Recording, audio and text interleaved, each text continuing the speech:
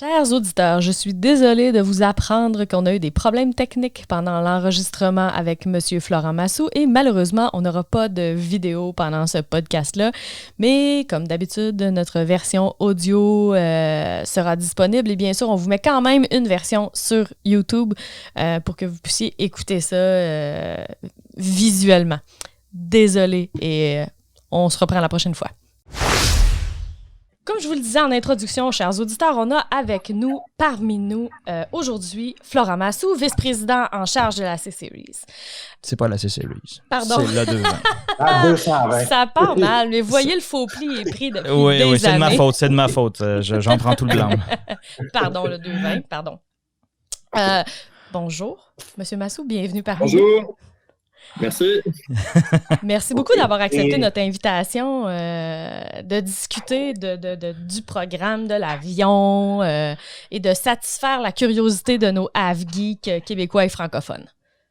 Oui.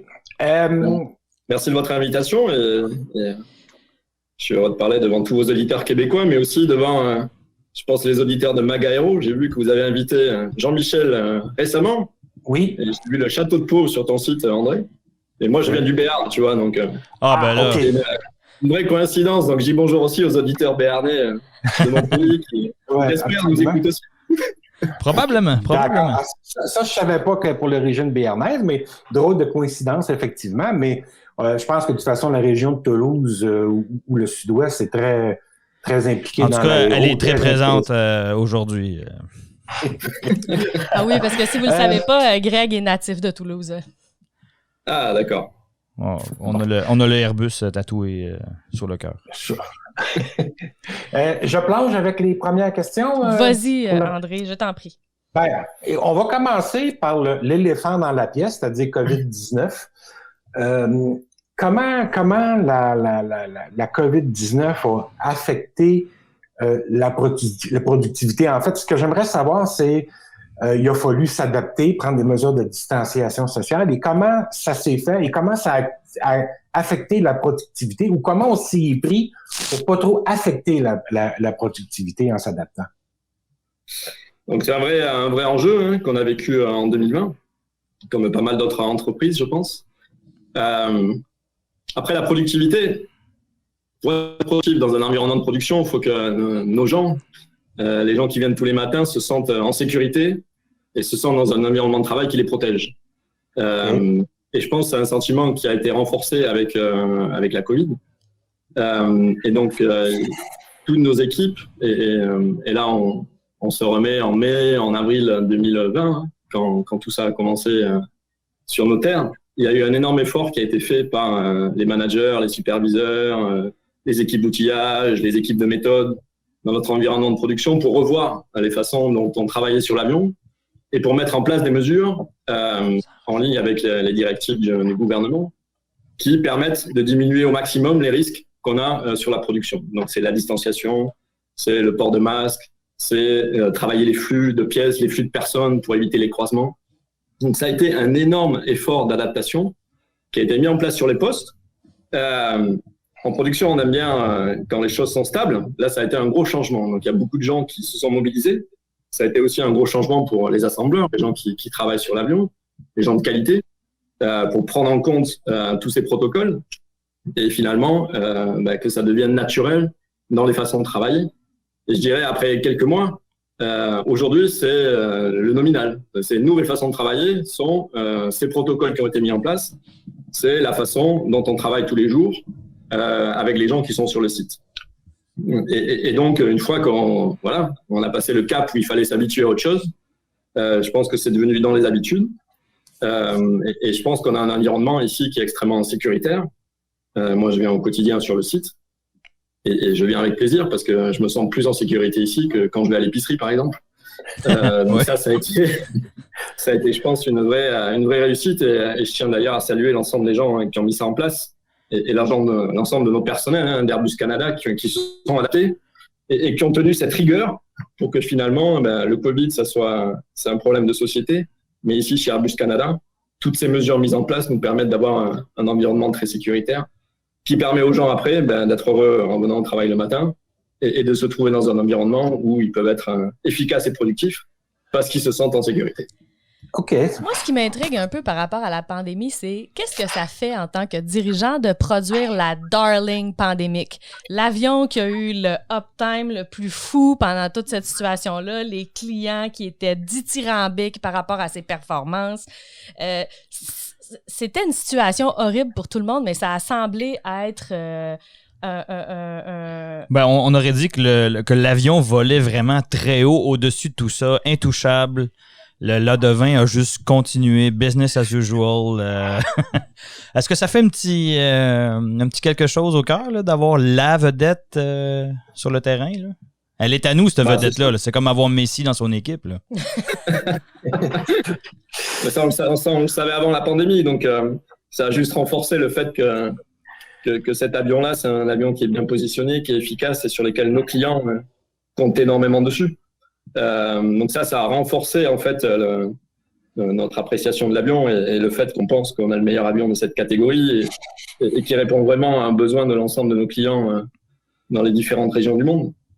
Donc ça fait chaud au cœur évidemment, ça fait chaud au cœur pour nous, pour tous nos employés et honnêtement il y en a besoin parce qu'on traverse quand même la crise la plus importante qu'on a dans notre secteur depuis de nombreuses années, que ce soit nos clients ou nous-mêmes en tant qu'industriels, nos fournisseurs. Donc traverser cette crise qui est dure pour tout le monde, personnellement et aussi dans le milieu industriel, en servant quelque part un avion qui lui démontre tous les jours chez nos clients qu'il est bien positionné et qu'il est finalement le messie de sa catégorie, ça fait chaud au cœur. Ah ouais. Donc ça permet de continuer le combat, je dirais. C'est super. Et l'intérêt des clients ou l'intérêt des compagnies aériennes est-ce que ça se traduit au niveau des gens des ventes? Est-ce qu'ils vous disent qu'il y a beaucoup de discussions avec les clients? Est-ce qu'on peut penser que dans les mois, les 2 prochaines années à venir, il y a des ventes qui vont se concrétiser? Évidemment, c'est tout le pari qu'on fait. Et je vous avouerai que les clients aujourd'hui, ils souffrent partout dans le monde. Hein. Parce qu'un client, nos airlines, si elles n'ont pas de trafic, elles n'ont pas de revenus. Et donc, quand même, elles sont en mode survie dans pas mal d'endroits. Donc, on a beaucoup de discussions avec eux pour les accompagner dans cette phase difficile, avec le partenariat qu'on a avec nos clients.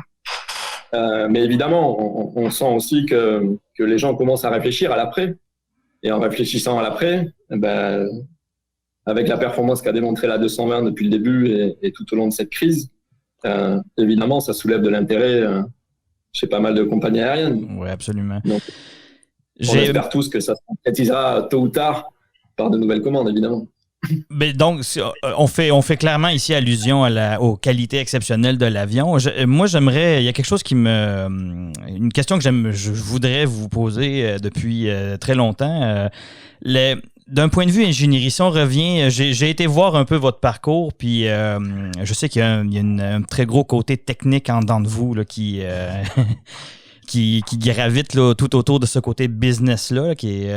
Donc, si on fait un petit retour rapide, puis j'imagine qu'on vous a déjà posé la question, mais comment on fait quand on se joint à une équipe comme Airbus l'a fait avec les équipes de Bombardier, d'un point de vue ingénierie, Airbus a ses façons de faire depuis toujours. Là, si on regarde de comment est né Airbus et les compagnies qui ont aidé à créer Airbus, il y a du vécu en arrière.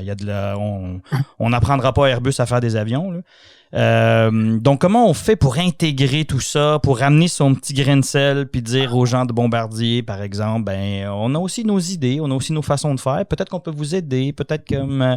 Donc, d'un point de vue ingénierie, là, vraiment, là, d'un technicien à l'autre et d'un ingénieur à l'autre, comment on fait pour merger, en bon français, ces équipes-là et ce savoir-faire, là? Je pense que c'est... Il y a plusieurs aspects derrière ta question. Je pense qu'aujourd'hui, toutes les équipes chez Airbus Canada, c'est les équipes Airbus. Donc, on travaille tous dans le même objectif à la maison, et qu'on soit à Toulouse, à Hambourg, à Filton, aux États-Unis, à Mobile ou à Mirabel, on a tous le même objectif de faire la 220 un succès. Les ingénieurs, globalement, ils aiment bien mettre en avant ce qu'ils ont fait, parce qu'ils sont toujours fiers de leur travail. Donc, c'est vrai à Toulouse, mais c'est vrai à Mirabel aussi. Donc, il y a toujours une phase où il y a un échange intéressé de savoir mais toi comment t'as fait, moi j'ai fait ça, moi j'aurais fait ça, peut-être que c'est mieux ça. Enfin, chacun après a son idée. Et ça débute comme ça. C'est-à-dire, on se découvre. On découvre un peu les pratiques qui sont parfois différentes. On creuse sur des sujets particuliers. Airbus, d'ailleurs, a évolué largement dans le temps, entre un 320, 330, 350, 380. On sait faire un avion, mais à chaque fois qu'on fait un avion, on apprend énormément de choses. Parce que c'est compliqué de faire un avion. Donc, il n'y a personne qui a la vérité sur la bonne façon de faire un avion. C'est un apprentissage continu. Parce que c'est compliqué, les technologies évoluent, l'innovation arrive, il y a des nouvelles choses qui se passent, les certifications, les requis de certification changent. Et donc, tout ça, c'est un apprentissage continu. Et la dynamique qui a été mise en place, c'est justement que les bureaux d'études, partout dans le monde Airbus, échangent, partagent des bonnes pratiques, certaines qu'on a sur les plateformes historiques d'Airbus, certaines sur la 220. Et avec ça, on échange des idées et puis ça permet de préparer les coups d'après. C'est-à-dire de dire, la 220, comment on va la faire évoluer. Et puis le 350, est-ce qu'il y a des choses à prendre sur la 220 pour les prochaines générations d'avions. Donc c'est extrêmement riche. C'est extrêmement riche. Et c'est pas fréquent dans notre industrie parce qu'il n'y a pas beaucoup finalement, en tout cas récemment, d'acquisition d'un avion qui a été inventé ailleurs que dans quelque part les équipes de la maison mère. Donc c'est une richesse exceptionnelle entre en tout cas, le dialogue qui s'est créé et qui s'approfondit sur les façons de faire. OK. Et si on surfe sur cette... je continue sur cette lancée-là, la C-Series à l'époque, le A220 aujourd'hui, a été bâti, réfléchi à travers un système de Risk Partners. Donc, on a demandé à des partenaires de réfléchir avec nous. Donc, il y a un côté monétaire à ça, financier, mais d'un point de vue ingénierie toujours, comment on fait pour gérer justement cette intégration dans le fond, en prenant sous son aile le A220, Airbus s'est probablement peut-être retrouvé à travailler avec des partenaires avec qui ils n'ont jamais fait affaire et avec qui peut-être, là je ne veux pas partir de polémique, mais avec qui peut-être ils n'auraient jamais fait affaire. Donc, comment on gère ça? Toujours d'un point de vue technique, ça ne doit pas être évident à faire quand même, là. Non, après, si vous regardez le panorama global des fournisseurs ou de nos partenaires sur la 220, quasiment l'intégralité des partenaires sont partenaires par ailleurs sur d'autres plateformes Airbus. C'est des gens qu'on connaît bien.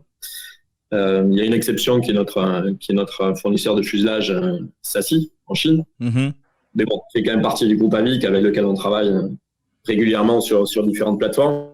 Donc, cette filiale-là, on a appris à la connaître quelque part.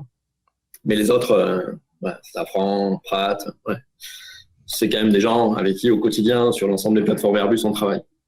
Ce qui est un peu différent, c'est le modèle dans lequel on travaille sur la 220, avec parfois des systèmes qui sont beaucoup plus intégrés chez les fournisseurs. On est le fly-by-wire, par exemple, qui est chez Parker. C'est un système qui est intégré chez Parker. C'est pas quelque chose qu'on fait sur nos plateformes classiques, où cette logique d'intégration, on la garde chez Airbus. Et puis, nos partenaires sont là pour nourrir l'intégration qu'on fait. Et on ne confie pas cette intégration à d'autres partenaires. Donc ça, c'est vrai que c'est des façons de travailler un peu différentes. Même chose sur la cabine. Donc ça, c'est un apprentissage. Et puis, mais bon, l'aéronautique, c'est un petit monde dans le monde. Donc, je vais y aller. On se connaît un peu tous, quand même. Oui, à peu près, oui. Je vais enchaîner avec la question des fuselages parce que, de mémoire, à l'automne 2019, quand on avait eu une mise à jour à Mirabel pour les médias spécialisés, il y avait encore des fuselages qui provenaient de Belfast. Ils ne provenaient pas tous de Chine. Est-ce que maintenant, c'est 100% des fuselages de Chine ou il y a encore un mix? Non, on a encore un mix entre Spirit, maintenant, à Belfast, qui a pris les usines de Bombardier, et notre partenaire chinois en chinois, SASI. Donc, on est toujours sur une double source, comme on dit.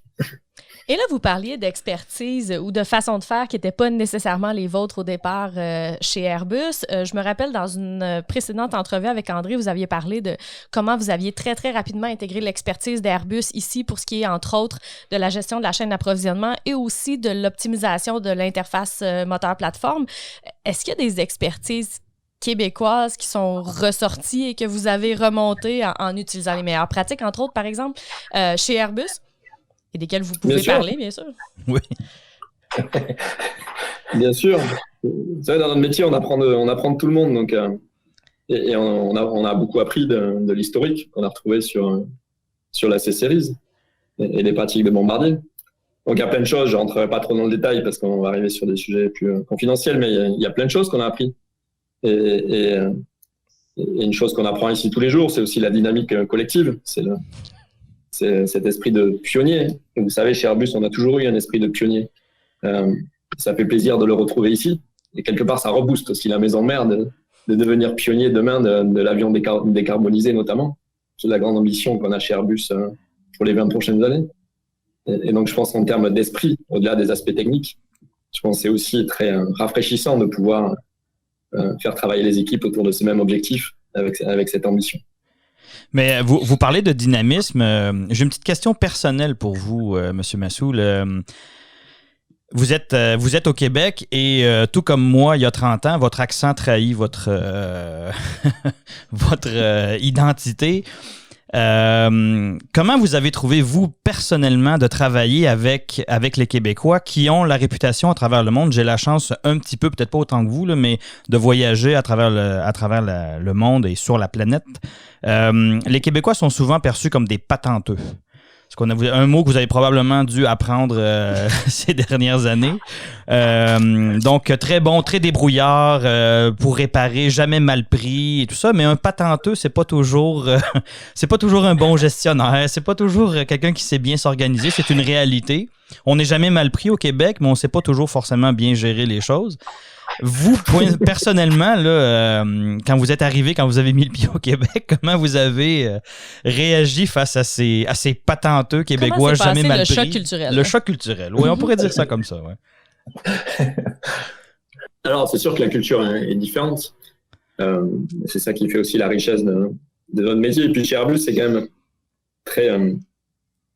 je pense que dans nos pratiques, on est très habitué à ce jeu interculturel. Entre un français, un allemand, un anglais, un espagnol, je peux vous assurer qu'on ne réfléchit pas de la même façon. Oui, j'imagine. Voilà. C'est un peu inhérent à la vie d'Airbus depuis 50 ans de travailler dans un milieu multiculturel. Et même si on n'a pas les mêmes réflexes, comme on a le même objectif, on arrive toujours à dépasser ça. Et donc l'approche en arrivant ici, c'est un peu la même. On ne réfléchit pas de la même façon, mais assurons-nous déjà qu'on a le même objectif. Et après, on va dépasser nos barrières et se comprendre mieux. Et ça prend évidemment un peu plus de temps parce qu'il faut travailler ensemble, il faut se connaître, il faut vivre ensemble, il faut avoir des échecs et des réussites. Et c'est comme ça qu'on apprend les différentes choses. Après, pour revenir sur ton point, c'est sûr qu'on a retrouvé un milieu ici qui était très débrouillard et qu'il y a un problème. Les gens se retroussent les manches et de suite, on arrive à trouver des solutions. Et ça, c'est extrêmement agréable. Après, ce qui est dans mon rôle, en tout cas, ce qui est encore plus agréable, c'est que le problème n'arrive pas. Ça nécessite un peu plus d'anticipation et d'organisation. Et je pense que c'est ça qu'on a essayé aussi pas mal d'apporter pour bâtir la maison et le futur de la 220. Et ça, je pense que c'est aussi quelque chose qu'on a pas mal transmis ici pour justement éviter d'avoir les problèmes. Quand il y en a un, évidemment, on les adresse, mais le défi, c'est avant tout, dans un milieu de production, pour être efficace, de les anticiper et qu'ils ne se produisent pas. D'accord. Okay. Maintenant, si on va sur... puisqu'on parle d'intégration et tout ça, 2021, c'est l'année d'installation de la Préfal à Mirabel? Est-ce qu'on peut élaborer un peu? Ouais. Donc la Préfal, je vais vous en parler, mais je pense que ça vaut le coup peut-être de resituer un petit peu la Préfal dans un peu notre stratégie qui reprend aussi le point qu'on a eu avant. Donc on retrouvait le système industriel la 220. Alors, évidemment, il y avait quand même pas mal de choses à régler, car la situation était très difficile en production. Beaucoup de pièces manquantes, des cycles très longs, pas mal d'inefficacité sur la ligne. Et ça, c'était pas tenable pour une montée cadence. En créant une nouvelle FAL aux États-Unis, le système tel qu'il était n'était pas tenable. Et des fournisseurs qui donnaient beaucoup de non-qualité. Donc l'approche qu'on a eue industriellement, c'est d'abord de nettoyer, quelque part, si je peux utiliser ce terme, l'ensemble de ce qui tourne autour de la production. Alors, si les gens sur les stations ou les gens qui travaillent sur l'avion n'ont pas ce qu'il faut, ça marche pas. Ils vont pas être efficaces, ils peuvent pas le faire. Il faut d'abord mettre en place tous les ingrédients qui font que ça peut marcher. Donc ça, c'est d'avoir des pièces à l'heure, c'est avoir un bon planning, c'est avoir le temps de faire les activités, c'est le temps d'avoir diminuer la non-qualité qu'on reçoit de nos fournisseurs. Donc toute cette action, c'est les fondations de la maison. Si vous n'avez pas de bonnes fondations, on ne peut pas faire les étages d'après. Donc ça a été une revue assez complète de tous les processus qu'on appelle programme à la 201. Donc, le processus de planning, les processus de gestion de la configuration, qui sont les modifications qu'on fait sur les avions, les processus de suivi de tête de version, qui sont tous les développements qu'on fait pour des nouveaux clients, et la gestion des fournisseurs avec le réseau qu'on a chez Airbus, où il y a des dizaines de personnes à travers le monde qui travaillent avec nos fournisseurs pour améliorer l'arrivée des pièces et la non-qualité qu'on ressent. Et tout ça, c'était une première phase qui a été assez intense, justement pour pas trop être dans ce que tu disais tout à l'heure, mais être dans la prévention, dans l'anticipation et dans maîtriser notre système industriel. Et là où, la dernière fois qu'on parlait, André, on avait des milliers de pièces manquantes, aujourd'hui on en a quelques dizaines. Donc ça change tout sur un milieu de production. La non-qualité, on l'a divisé par 2. Mais du coup, les heures qu'on passe sur les avions, on a divisé par 2 aussi, parce qu'on est beaucoup plus efficace. Donc ça, c'était une première phase très importante. La deuxième phase, c'est maintenant qu'on fait le travail en position et qu'on a tout ce qu'il faut pour le faire au maximum. On n'est jamais parfait, donc il y a toujours des choses à faire, mais ça s'est largement amélioré.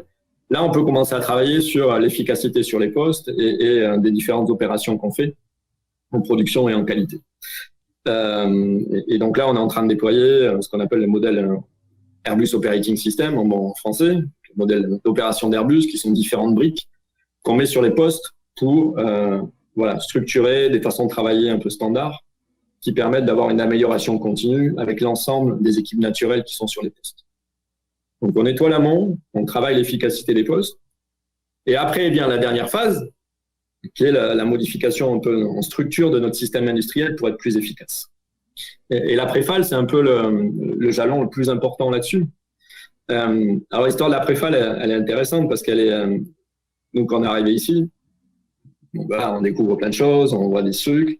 La première chose qu'on découvre d'ailleurs, c'est que quand on fait des avions, on a un peu la même passion et on a les mêmes bases, les fondamentaux quelque part. Donc ça, on les a retrouvés aussi ici. Et ça fait plaisir et ça permet d'avoir des discussions très rapides parce que finalement, quand on parle d'avion, on se comprend assez vite. Et là, on a appelé un peu des gens qu'on appelle des moustachus dans les milieux à Toulouse, c'est-à-dire des gens qui ont vécu. Qui ont vécu 30 ou 40 années, de faire du 320, du 330, du 350, du 380. On leur a dit, venez nous aider à essayer de faire notre stratégie et de créer notre vision pour la 200. Okay. Donc Jean-Paul, Gérald, Dominique, Emmanuel, André, ils sont venus. Et on a passé 2 jours d'échanges riches avec les équipes ici, à marcher sur la ligne, à regarder tout ce qui se passe. Et c'est de là qu'est né le concept de préfale, pour dire... Une FAL, dans un environnement Airbus, elle doit se concentrer sur l'intégration industrielle, monter la cabine, voler et assurer une sécurité maximale dans l'intégration. Tout ce qui peut être installé avant, il faut l'installer avant, pour justement diminuer les interférences possibles dans notre système d'intégration. Et donc la préfale, elle doit nous aider à ça, c'est-à-dire avoir des sections de l'avion qui arrivent complétées. Comme ça, la FAL ne fait que l'intégration du système. Donc cette préfale, on l'a maturée, on a découvert aussi dans qui sont les feeders aujourd'hui, qui sont une partie du travail qui est fait dans ce cadre-là. On a découvert, on a affiné notre concept et effectivement, on a commencé des travaux depuis le début de l'année qui vont durer toute l'année pour une entrée en service en début d'année prochaine. Donc cette préfale, ça a été un investissement fort d'Airbus pour justement... avoir l'ingrédient qu'il nous faut pour préparer la montée cadence derrière, pour servir à la fois la FAL de Mirabel et la FAL de Mobile. Et c'est un investissement qui, malgré la crise, on a décidé de lancer dans la logique de dire qu'il nous faut ça pour justement qu'on soit là quand le marché va repartir et qu'on puisse accélérer. Donc c'est pour ça que c'est stratégiquement et industriellement, c'est vraiment la pierre angulaire de ce qui va nous permettre demain d'être présent sur le marché et d'être efficace. Et quelque part, ce qu'on a pu faire, et je vais vous donner une image, c'est un peu un pilote de rallye quand il doit faire un virage. Et l'an dernier, on a quand même dû faire un virage un peu tous dans notre industrie. Vous avez deux options, soit vous freinez, mais vous repartez lentement après le virage, soit vous freinez pas et vous allez dans le décor, soit ce que font les pilotes de rallye, ils freinent et ils accélèrent en même temps. Et c'est ce qu'on a essayé de faire, freiner sur les dépenses récurrentes, tout ce qu'on pouvait économiser qui n'était pas essentiel. Et avec ça, ça nous permet d'accélérer sur l'investissement et donc de pouvoir se payer cette préfale qui nous permettra d'accélérer demain. Et après la préfale, on a encore d'autres idées pour encore améliorer les choses, pour continuer à reséquencer les activités et à faire de l'avion vert en parallèle de la cabine, pour qu'en 2024-2025, on ait un système industriel qui soit le plus performant possible. Donc, quand Florent Massou voit sur les réseaux sociaux quelque part que Airbus s'est fait donner l'A220 pour $1 seulement et qu'elle l'a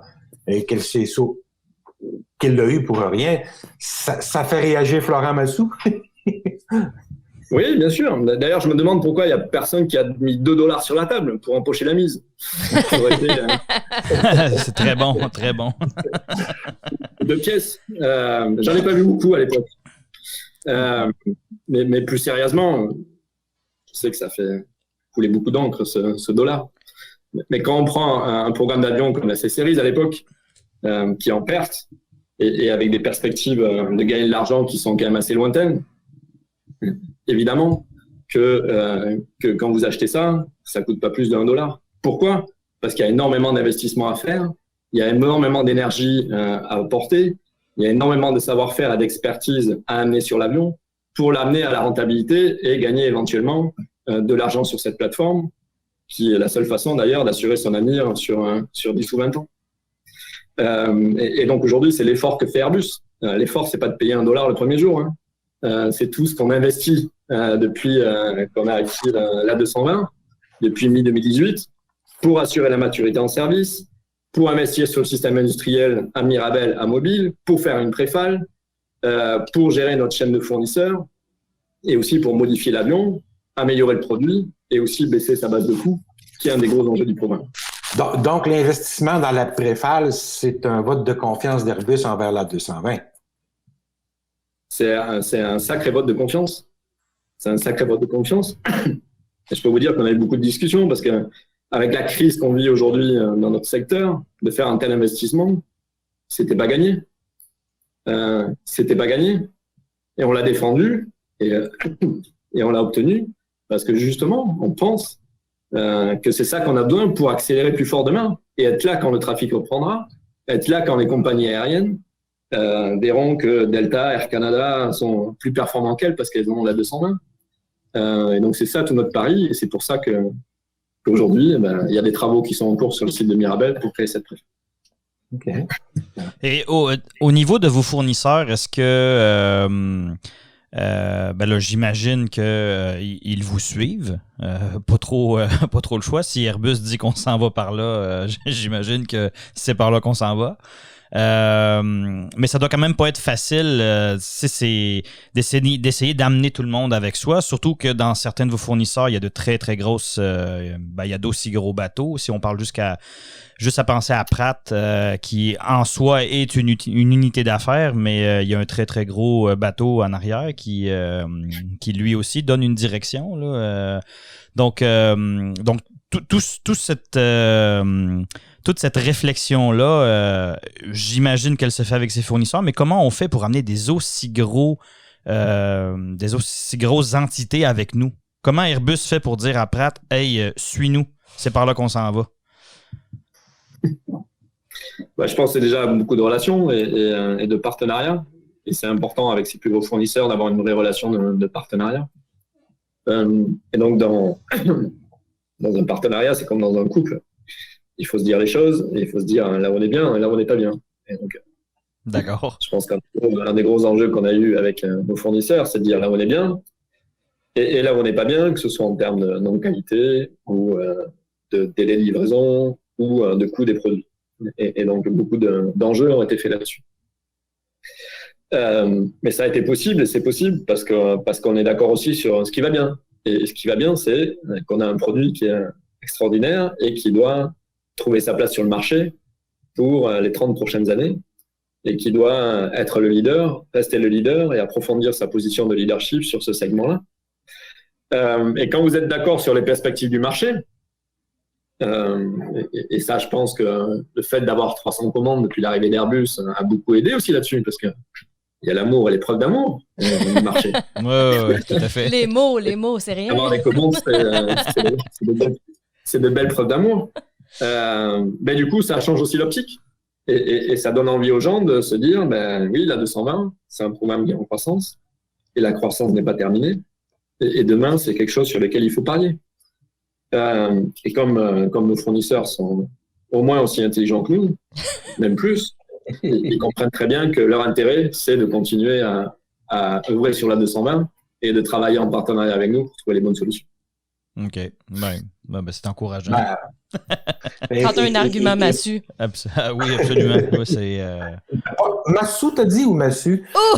Non. On se serait pas je ne me serais pas permis, mais... Mais là, je vais faire une petite parenthèse. On va faire la petite minute rumeur.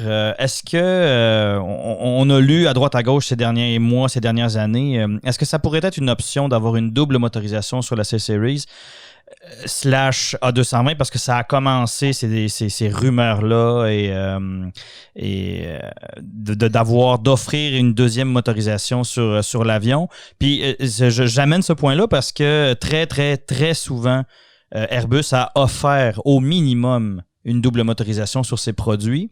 Et on m'a demandé, là, je tiens à le mentionner, ce n'est pas ma question, c'est pas mon idée, on m'a demandé de vous poser la question. En plus, on a différents modèles. Sur le 320, on a 2 motorisations. Sur le 350, on a une seule motorisation. Le 330 Neo, une seule motorisation.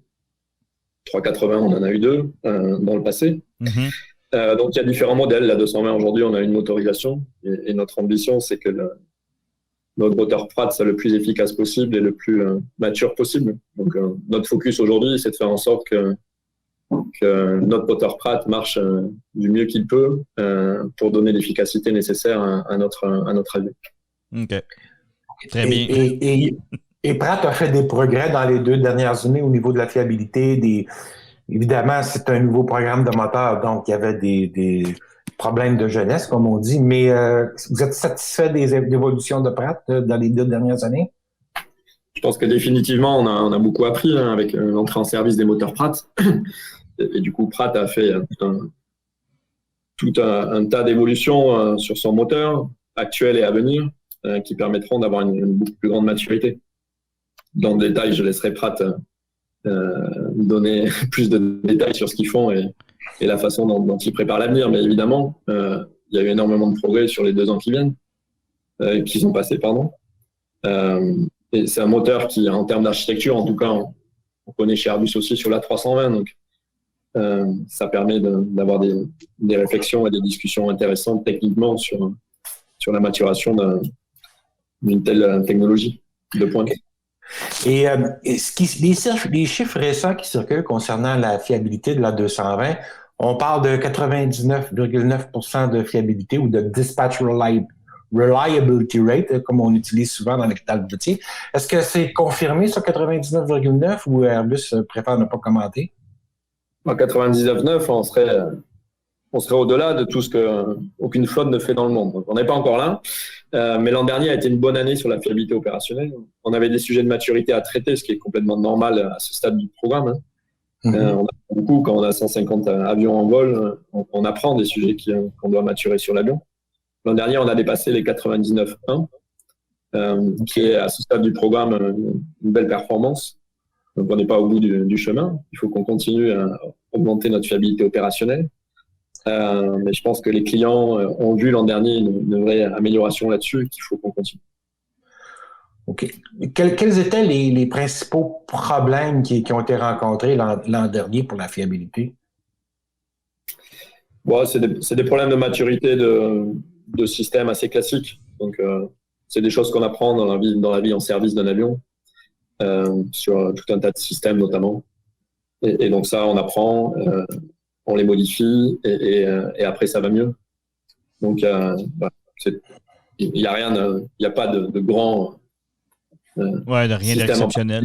C'est tout un tas de choses qui permet d'améliorer petit à petit en gagnant 0,01, 0,02, 0,05, et puis petit à petit, les petits ruisseaux font les grandes rivières, et c'est comme ça qu'on arrive à maturer l'avion.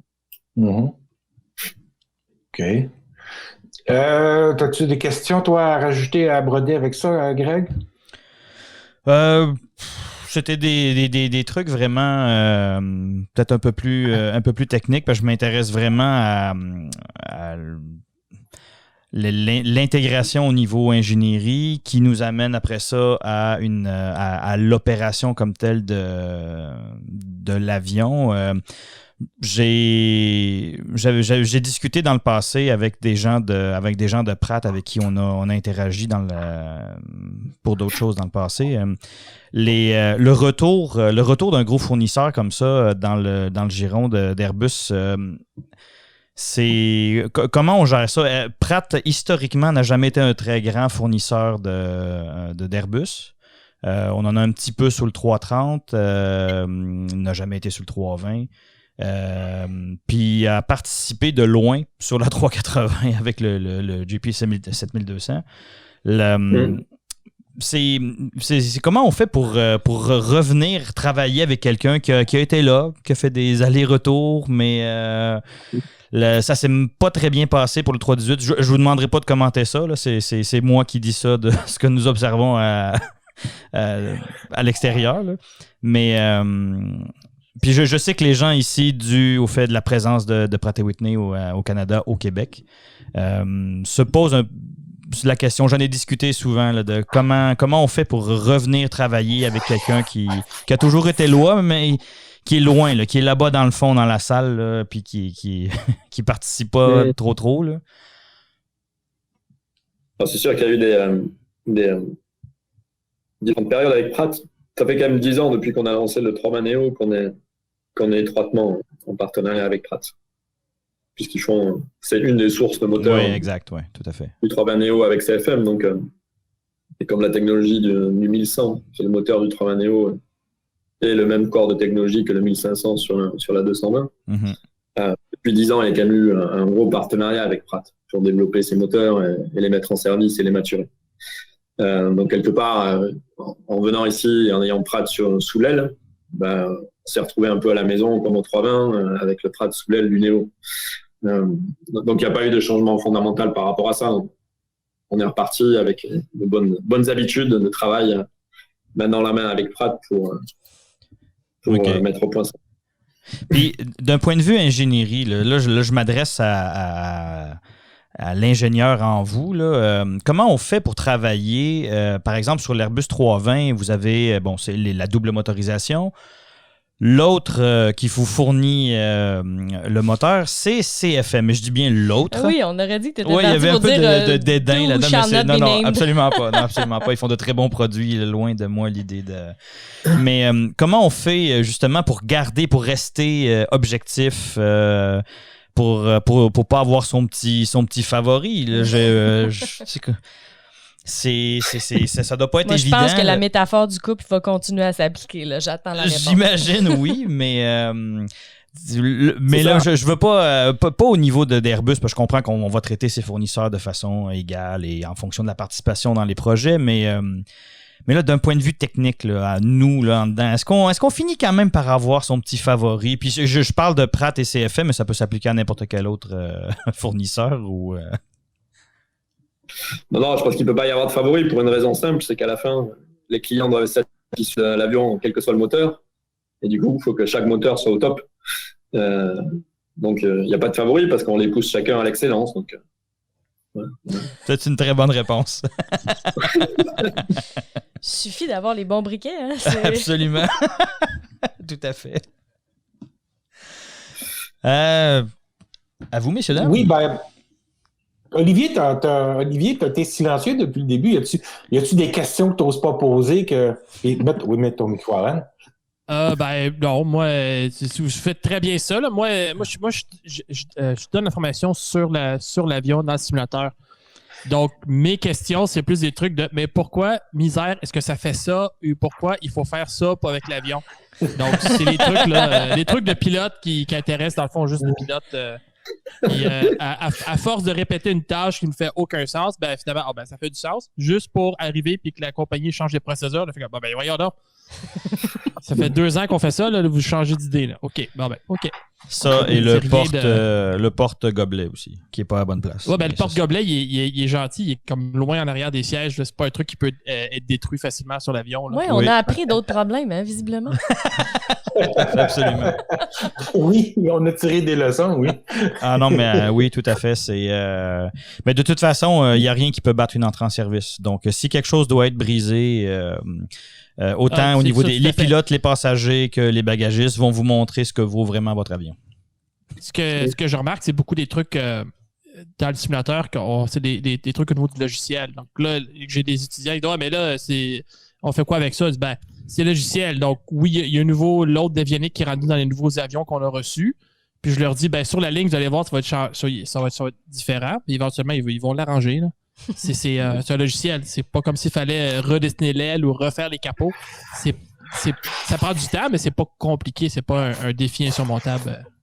Donc, si l'avion a 5 ans maintenant, donc on arrive à une certaine maturité. Donc là, c'est le temps de commencer à regarder un petit peu qu'est-ce qu'on peut améliorer sur l'avion à court et moyen terme au niveau. Est-ce qu'il y a des améliorations aérodynamiques qui s'en viennent? Il y a des choses comme ça qui s'en viennent dans les années ou c'est pas encore décidé? Non, il y a des améliorations qui vont venir. Là. Que vous connaissez, c'est l'augmentation de la masse maximum take-off weight pour donner du range. Et ça va arriver rapidement sur l'avion. Après, en termes de développement aujourd'hui, on est focalisé sur 3 aspects principaux, je pense. Le premier, c'est développer les nouvelles cabines pour nos nouveaux clients. On a Air France et Breeze qui arrivent en fin d'année sur la flotte, qui sont 2 clients extrêmement importants pour le programme. Et donc, voilà, toutes les équipes sont mobilisées pour arriver à définir proprement ce qui va satisfaire le client sur ces nouvelles cabines. Et je pense qu'elles seront les 2 magnifiques. Après, on a lancé notre version Corporate Jet en septembre, qui était aussi, au-delà de la préfale, un investissement massif qu'on a décidé l'an dernier pour servir ce marché et diversifier quelque part le portefeuille de l'A220 sur des marchés un peu de niche, mais qui sont présents et qui permettent de vendre quelques avions. Donc là, on est en train de développer avec des tanks additionnels et tout un tas de choses, ce qu'on a besoin pour faire du corporate jet. Et là-dessus, c'est un travail qu'on fait main dans la main avec toutes les équipes, puisqu'on en parlait tout à l'heure, de Filton, de Toulouse, d'Hambourg, qui font ça aussi sur le 321 ou qui font ça sur le 320 corporate jet. Et donc, on apprend beaucoup. Eux, ils apprennent de nous. Hier, on avait un point de passage important où tout un panel d'experts était là à regarder le projet pour voir si on avançait bien. C'est ce type de structure qu'on met en place et qui sont extrêmement riches dans les échanges qu'on a. Ils nous permettent de gagner du temps et d'éviter de faire des erreurs, soit qu'on a fait ici, soit qu'on a fait là-bas. Et donc d'apprendre collectivement comment avancer du mieux possible là-dessus. Et après, le troisième aspect qu'on n'a pas beaucoup abordé aujourd'hui, mais qui est clé pour le programme et qui est clé à comprendre, c'est que l'A220, c'est un avion exceptionnel, mais qui coûte encore beaucoup trop cher à produire. Et donc là-dessus, un des gros enjeux du programme et qui mobilise énormément d'énergie, et c'est d'ailleurs pour ça qu'Airbus doit investir, parce qu'aujourd'hui, c'est pas un avion rentable, l'A220. Donc, il faut être efficace dans notre système de production. Donc, je vous ai expliqué un peu la stratégie industrielle. On a eu des discussions avec nos partenaires fournisseurs qui baissent les prix auxquels on achète les pièces. Donc, ça faisait partie des discussions qu'on a mentionnées tout à l'heure. Et le troisième aspect, c'est redéfinir des parties de l'avion. Donc, la conception orientée coût, design to cost, qui permet sur certains ensembles de l'avion, de produire moins cher et donc de baisser le coût de l'avion. Et ça mobilise énormément d'énergie. On a créé d'ailleurs des plateaux d'engineering communs entre les équipes de Toulouse, d'Hambourg, de Filton, de Miral, pour justement décortiquer tout l'A220, regarder chaque élément, combien ça coûte, combien ça pourrait coûter, en fonction des changements qu'on pourrait opérer sur l'avion, et à partir de là, de définir sur les années qui viennent une feuille de route de réduction, de redéfinition de l'avion, de redesign, pour baisser le coût de l'avion et baisser son point mort d'équilibre. Et ça, c'est existentiel pour la 220. Donc, en termes de développement, c'est existentiel, C'est fun aussi parce que ça permet aux équipes, justement, par rapport à ce qu'on disait en début de réunion, d'échanger sur les pratiques, sur les expertises, sur ce qu'on peut faire différemment d'un côté et de l'autre, agiter les idées, et puis après d'exécuter pour que dans notre système de production, ça se passe le mieux possible, sans trop le perturber. Donc ça, c'est vraiment un focus très fort de l'ensemble des équipes, sur lesquels beaucoup de gens se mobilisent, parce que c'est existentiel pour le programme, et qu'en termes de développement, si on ne passe pas cette barre-là, ça sera compliqué en termes d'équilibre économique. Puis quand on parle de redesign, Ouais. Oui, pardonnez-moi. C'est normal d'ailleurs, le 3.1, ça fait 40 ans qu'on l'a lancé, on fait encore du design to cost. On est encore en train de redéfinir des choses pour que ça coûte moins cher. Donc voilà, on s'est lancé dans cette aventure et j'espère qu'elle durera 30 ou 40 ans, ce qui sera bon signe pour le programme. OK, c'est que des bonnes Mais nouvelles. on s'entend que pour les 2-3 prochaines années, c'est ça. Donc, la priorité, l'activité principale au niveau de l'organisation du programme, c'est la réduction des coûts. Absolument. Ouais. C'est la satisfaction client, donc continuer à maturer l'avion. On a parlé de notre fiabilité opérationnelle, on a encore des choses à fixer. Il faut qu'on le fasse pour continuer à améliorer la fiabilité. On a des suites avioniques qui arrivent, Olivier, donc ça doit aussi faciliter la vie des pilotes, j'espère. Ça aussi, ça demande pas mal d'énergie et de moyens. Notre version Corporate Jets, et puis l'exécution de notre programme de réduction de coûts qui est existentiel pour le programme. Et quand on parle de redesign, juste pour que les gens qui nous écoutent comprennent, on parle vraiment de mettons, redesigner une pièce qui pourrait être à la pliée au lieu d'être machinée, des choses comme ça. C'est bien, on refait pas l'avion, ça la peut être forme des changements change. de technologie, ça peut être des changements de matière, ça peut être des systèmes pour lesquels qui sont redondants et même trop redondants. Donc on dit finalement on est capable de certifier l'avion et d'assurer sa sécurité sans qu'il y ait cette partie de système, par exemple. Oui, tout à fait. Donc ça aussi, donc ça peut être, voilà, c'est tout un menu. C'est vraiment très diversifié et ça peut aller de la toute petite idée à une idée beaucoup plus massive. Donc Et faut tout explorer. Est-ce que certaines de ces idées, c'est sûr que si c'est structural, probablement pas, mais est-ce que certaines de ces idées vont pouvoir être rétrofitées sur les appareils déjà existants qui volent actuellement? Certaines oui, certaines non. OK. Tout à fait. Okay. Mais l'objectif étant de réduire le coût de production de l'avion, il n'y a pas forcément un intérêt à rétrofiter non plus. Non. Mais c'est à tout hasard, là, des fois des. L'équilibre à terme. D'ailleurs, on n'a pas entendu parler de beaucoup de problèmes de maintainability des 220. Ça a vraiment pas l'air d'être un enjeu, donc félicitations, malgré que le programme soit jeune. Mais je présume que toutes ces initiatives-là doivent demeurer justement à coût zéro pour les clients et pas compliquer la maintenance, et etc. C'est vraiment un projet multi-contraintes intense pour des équipes. Et c'est pour ça que vous dites que c'est continu sur des années. Là. Absolument, Claudia. Ouais. Évidemment, la performance de l'avion, son coût de maintenance, sa fiabilité opérationnelle ne peuvent pas être dégradées par ce type d'initiative. Donc ça donne un certain nombre de contraintes, mais ça laisse quand même un champ assez vaste pour explorer plein d'idées. Oui, là, c'est de l'ingénierie à son meilleur. Là. Absolument. C'est le moment pour les patenteux de shiner. Oui, là, c'est les patenteux, sortez, lâchez vos skidoo et... C'est l'engineering, mais c'est pas que l'engineering, parce qu'après, il y a aussi pour avoir des idées pour simplifier le manufacturing, la façon de faire, qui réduit les coûts. Et toute idée d'engineering, vous savez bien qu'à la fin, il faut l'implémenter dans la réalité physique. Donc, ça nécessite que... Ouais. Et il y a beaucoup d'équipes de la 220 aujourd'hui qui sont impliquées là-dessus, dans le bureau d'études, évidemment, mais aussi aux méthodes, manufacturing engineering, dans la gestion des fournisseurs, au programme dans la gestion du changement. Et c'est en réussissant ce panorama du début à la fin qu'on réussit ce type d'initiative. OK. Puis là, j'ai la question qui tue pour vous. Là. Est-ce que c'est possible de voir très prochainement, ne serait-ce qu'à l'étude, une version 500? Je sais que beaucoup de gens se posent la question. On va vous le demander toutes les fois qu'on va vous voir. C'est juste pour vous avertir. Là. C'est la question obligée. C'est la question obligée, oui. Vous savez bien que là-dessus, vous avez votre question, j'ai ma réponse. Tout à fait. OK. Donc la réponse, quelque part, c'est la même que je vous ai faite. Les priorités de la 220, je vous les ai données. Ouais. Et celle qui est existentielle, c'est réduire le coût du -100, du -300. C'est l'étape décisive avant de réfléchir à autre chose. Tout à fait. Et donc, ça valait le coup de poser la question quand même.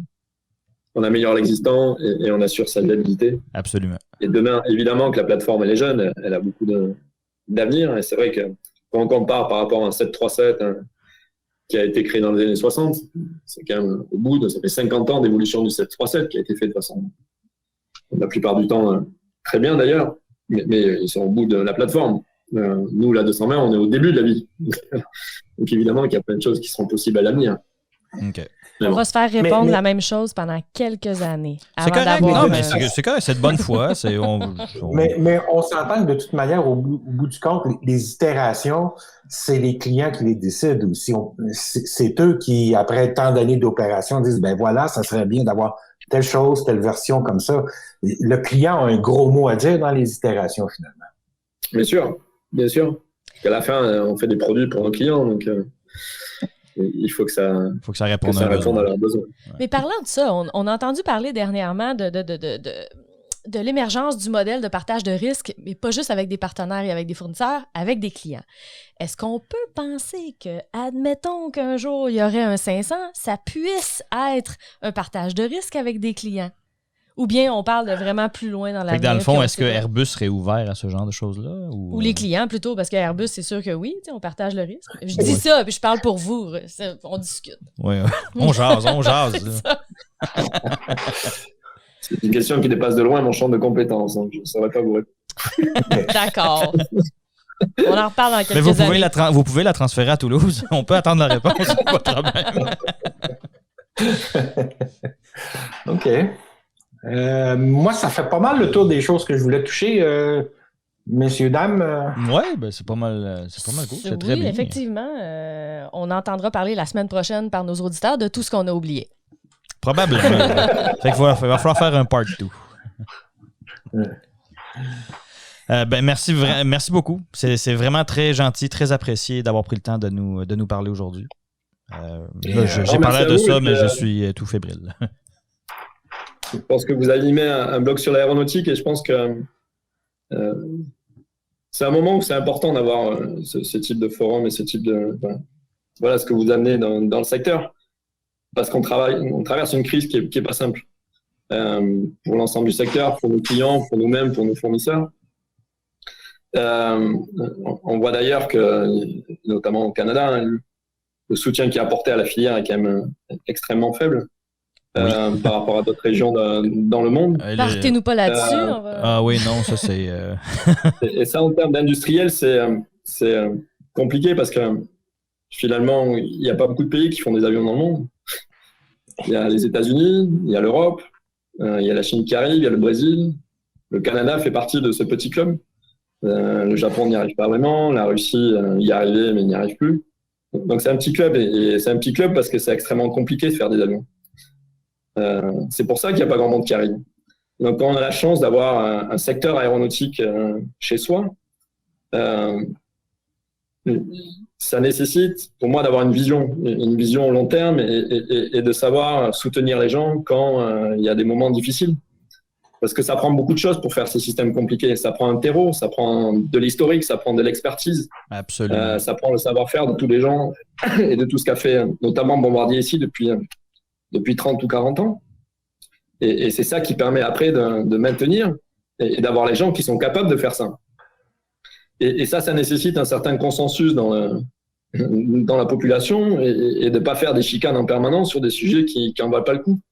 Et donc ça, animer cette réflexion et puis faire en sorte aussi que quelque part demain les jeunes viennent nous rejoindre parce que Airbus c'est une entreprise pionnière et qu'on veut préparer l'aviation décarbonisée et qu'aujourd'hui avec la 220 on a déjà l'avion le plus efficace et donc c'est une étape pour aller vers cet avion décarbonisé. Faire en sorte que les gens soient fiers aussi tous les jours de venir au travail, parce que la 220, c'est un avion exceptionnel. Tout ça, c'est important. Et je pense que votre blog et la façon dont vous animez tous ces sujets-là, et avec vos auditeurs, je pense que ça participe de ça. Donc, merci aussi de ce que vous créez en termes de focus et puis d'envie et de passion autour de ce sujet. Parce que voler, c'est quand même une passion. C'est, je pense, quelque chose qui fait rêver les hommes et je pense qu'il faut qu'on continue et ça nécessite une permanence et un consensus dans une société. Alors, j'ai un petit scoop pour vous tous concernant l'aide gouvernementale. Je vous confirme, vous n'êtes pas censé le savoir personne, mais mardi dernier, le comité permanent à Ottawa, le comité à la Chambre des communes, le comité permanent de l'industrie, de l'innovation a siégé et dans sa partie à huis clos, ils ont voté de classer l'aéronautique comme secteur prioritaire d'intervention pour le gouvernement. Amen! It's about time. Seigneur! C'est maintenant le secteur aéronautique va devenir prioritaire. Eh bien, grosse nouvelle. Ça a pris du temps. Il a fallu parler souvent pendant l'année 2020, mais je vous dis que ça s'en vient. Je pense que le budget, je commence à avoir de l'espoir sur le budget qui s'en vient à Ottawa. Beau travail, messieurs. À force de taper sur le clou, on a fini par avoir des résultats. Et ouais, en tout cas, c'est pas le but de la discussion, là, mais c'est ouais. Mais on sent que ça commence. Je pense que ça commence à réagir à Ottawa favorablement. Les échos qu'on en a maintenant, c'est que parce que j'ai souvent mentionné pour les auditeurs et pour M. Massou, peut-être, j'ai souvent mentionné dans le passé que Ottawa ne répondait pas aux intervenants lorsqu'ils étaient interpellés. Et là, ce qu'on entend depuis quelques semaines, c'est qu'il y a des discussions, il y a un dialogue qui s'est installé. Ottawa répond. Donc, j'ai été très dur envers certains élus et je pense que j'avais raison. Maintenant qu'on sent depuis qu'ils sont sur la Lune, Tout à fait. Bon, OK. Depuis qu'on les a remplacés, ben ça va mieux. Ça veut pas dire que corrélation n'égale pas causalité, mais bon. Tout à fait. Mais encore merci, M. Massou, pour cette belle entrevue. Ça fut très agréable. Et la prochaine fois, on la fait tous ensemble dans la même pièce. Ah ben j'espère. À la cabane à sucre. Absolument. Et si vous avez écouté quelques-uns de nos épisodes, vous savez comment il se clôt habituellement. Alors, je vais vous laisser le tout dernier mot, M. Massou, mais d'abord, merci beaucoup, chers auditeurs, d'avoir été parmi nous. C'était Claudia Ouellette. Grégory Blanc. André Allard. Olivier Lacombe. Eh ben merci à vous. Et puis à très bientôt. Et que vive l'aéronautique au Québec pour encore de belles années. Merci tout le monde. C'est tout pour l'épisode de cette semaine. Merci d'avoir écouté Aéropod. Abonnez-vous à notre podcast sur la chaîne YouTube ou encore pour la version audio sur iTunes, Google Podcast, Spotify ou votre plateforme préférée. N'oubliez pas de demander les notifications pour être averti dès que le nouveau contenu est disponible. Visitez nos sites web mentoraero.com et lesailesduquebec.com pour toute info supplémentaire et n'hésitez pas à nous envoyer vos commentaires ou questions à l'adresse aéropod, AEROPOD, @mentoraero.com ou encore sur la page Facebook de l'Aéropod. Over.